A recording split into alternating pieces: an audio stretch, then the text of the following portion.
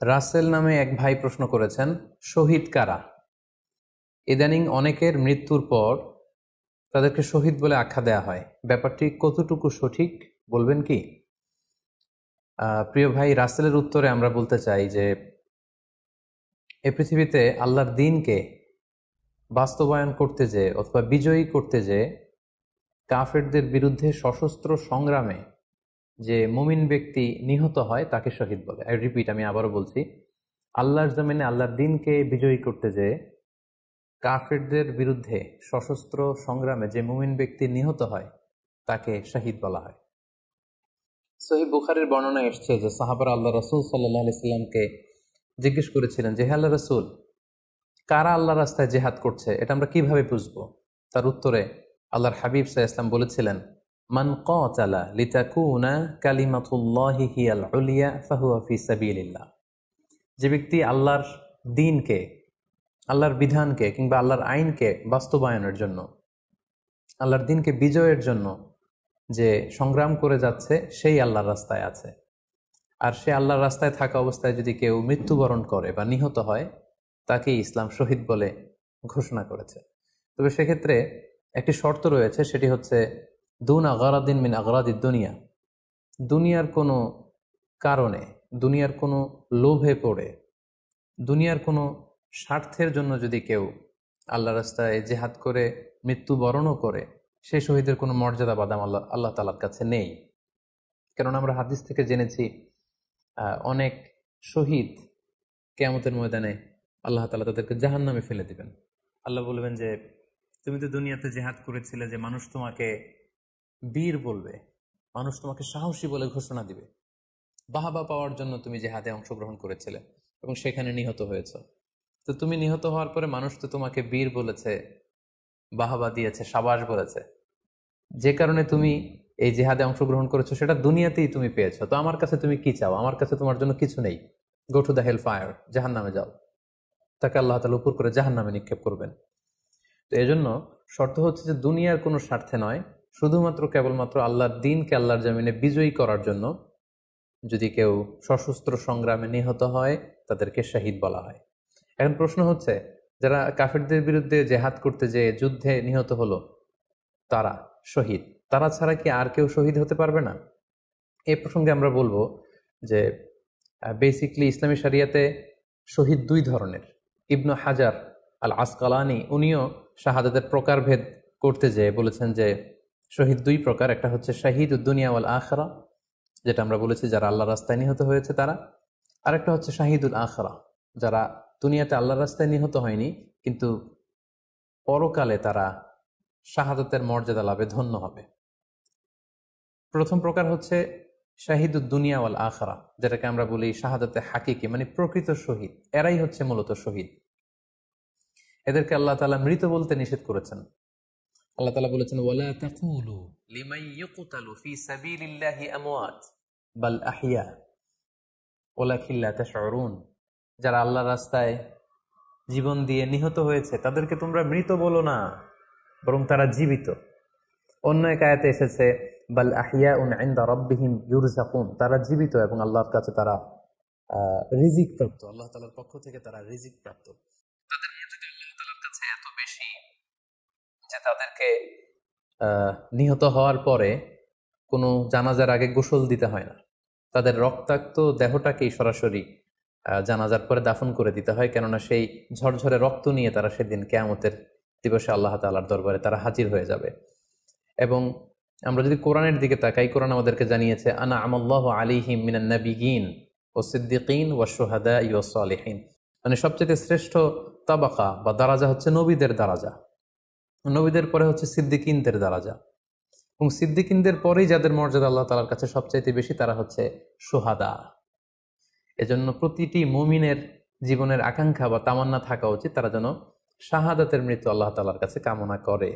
এবং আমরা যদি সাহাবাদের জীবনের দিকে তাকাই তাহলে দেখবো ওনারা সবসময় আল্লাহ তাআলার কাছে শাহাদাতের মৃত্যু কামনা করতেন। সাইয়েদনা ওমর ফারুক রাদিয়াল্লাহু তাআলা আনহু আল্লাহ তাআলার কাছে সবসময় শাহাদাতের মৃত্যু চাইতেন। সহিহ বুখারীর বর্ণনা এসেছে ওমর ফারুক রাদিয়াল্লাহু তাআলা আনহু দোয়া করতেন আর বলতেন, আল্লাহুম্মা রযুকনি শাহাদাতান ফি সাবিলিক ওয়াজআল মাউতি ফি বালাদি রাসূলিক। মানে হে আল্লাহ, আপনি আমাকে শাহাদাতের মৃত্যু নসিব করুন এবং আপনার প্রিয় হাবিবের এই শহর মদিনা শহরে আমার মৃত্যু আপনি নসিব করুন।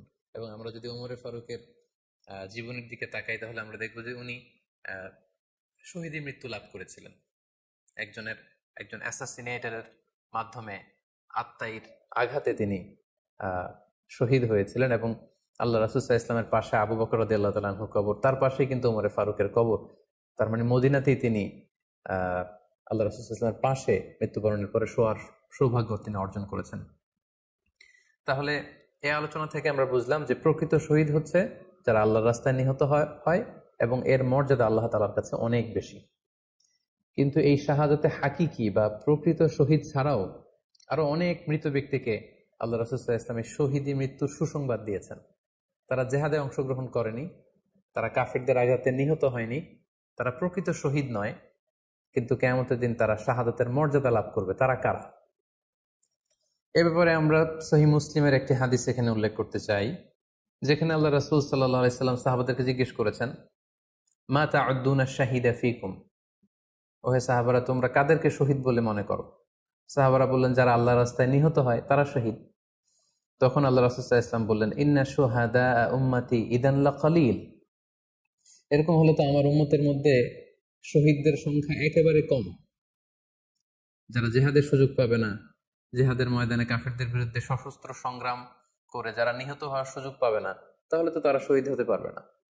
সাহাবারা এই কথা শুনে বললেন, ইয়া রাসূলুল্লাহ, তাহলে কারা শহীদ আপনি বলেন। তখন আল্লাহ রাসূল সাল্লাল্লাহু আলাইহি ওয়াসাল্লাম বললেন যে যারা আল্লাহর রাস্তায় নিহত হয় তারা তো শহীদ বটেই, পাশাপাশি ওমান মাতা ফি তাউনি ফাহুয়া শাহীদ, মহামারীতে যারা মারা যায় তারাও কিন্তু শহীদ। প্লেগ রোগে বা মহামারীতে, এই যে করোনা ভাইরাসের সময় যারা ঈমানের সাথে ইন্তেকাল করেছে তাদেরকেও আল্লাহ তাআলা শাহাদাতের মর্যাদা দান করবেন।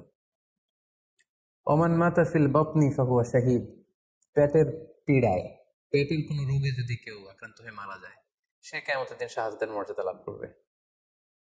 ওয়াল গরিকু শাহীদ, পানিতে ডুবে যদি কেউ মারা যায় সেও শাহীদ।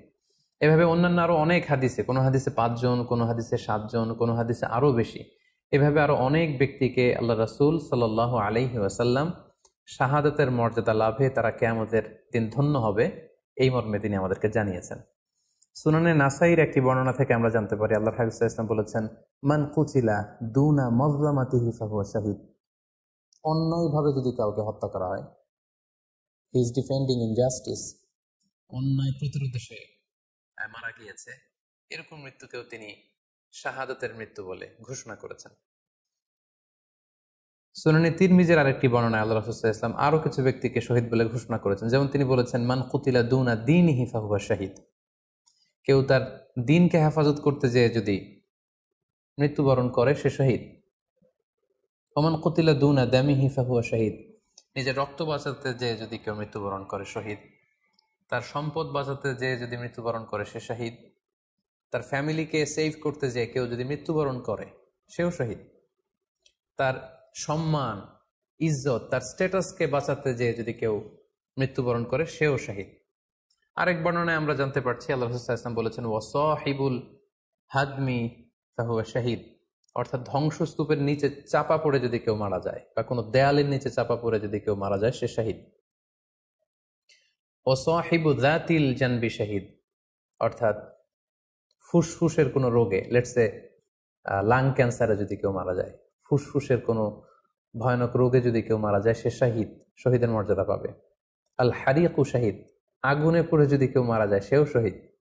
ওয়াল মারআতু তামুতু বিজুমইন শাহীদ, বাচ্চা পেটে ধারণ করেছে, অর্থাৎ গর্ভবতী মা যদি এই প্রেগনেন্সির কারণে কিংবা বেবি ডেলিভারি করতে যেয়ে যদি মারা যায় সেও কিন্তু শহীদদের কাতারে দাঁড়াবে।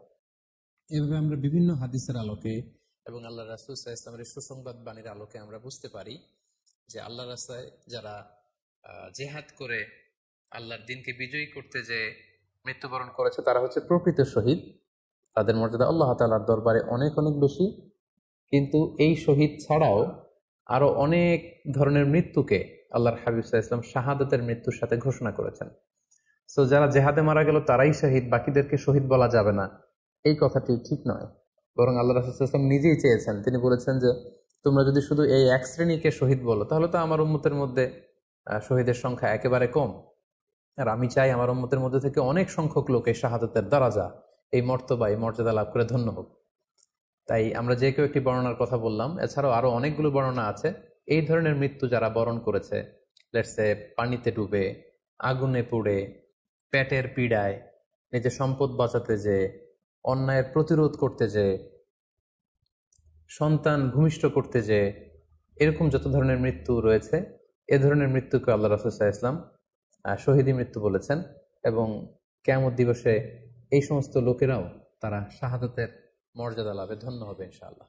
আশা করি প্রশ্নের উত্তর আপনি পেয়েছেন। আল্লাহ তাআলা আমাদের সবাইকে সঠিকভাবে ইসলাম জানার, বোঝার এবং সে অনুযায়ী মানার তৌফিক দান করুক। হাযা মা ইনদি ওয়াল ইলমু ইনদাল্লাহ আলাইহি তাওয়াক্কালতু ওয়া ইলাইহি উনীব। ওয়াসসালামু আলাইকুম ওয়া রাহমাতুল্লাহি ওয়া বারাকাতুহু।